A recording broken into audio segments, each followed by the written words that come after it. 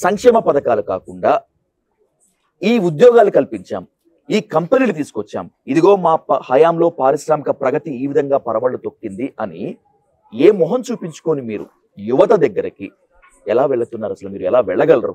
ఒకటే మీకు ధైర్యంగా చెప్తానండి, ఈరోజు సచివాలయ ఉద్యోగాలు ఉన్నాయి. ఎన్ని సచివాలయ ఉద్యోగాలు? 1,42,000 దాకా సచివాలయ ఉద్యోగాలు వేసారు.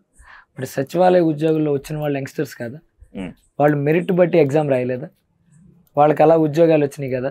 మరి వాళ్ళందరూ ఆంధ్రప్రదేశ్కి సంబంధించిన వాళ్ళు కదా, మరి అవి ఉద్యోగాలు కదా, అవి ఉద్యోగాలే కదా. మొన్నటి వరకు ఉద్యోగాలు కాదన్నటువంటి వాళ్ళే ఒప్పుకున్నారు 1,50,000 ఉద్యోగాలని. I accept. కానీ టెకీలు కానీ, సాఫ్ట్వేర్ ఎంప్లాయీస్ లో ఉన్నటువంటి వాళ్ళు కానీ, మిగతా వాళ్ళందరూ కానీ వైసీపీకి చాలా అగైనెస్ట్ గా ఉన్నారు.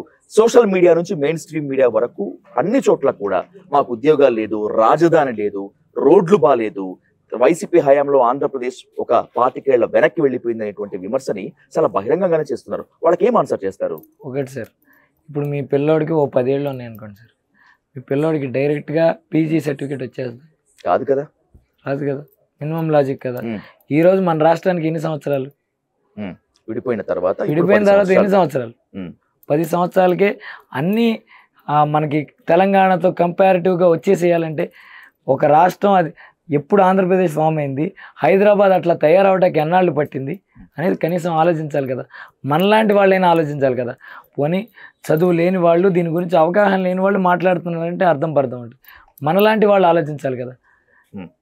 ఎప్పుడు ఆంధ్రప్రదేశ్ ఫామ్ అయింది, ఎప్పుడు హైదరాబాద్ డెవలప్ అయింది అనేది ఆలోచించాలి. సెంట్రలైజ్డ్ డెవలప్మెంట్ చేయడం వల్ల నష్టపోయింది ఎవరు? ఆంధ్రప్రదేశ్ ప్రజలు కాదా?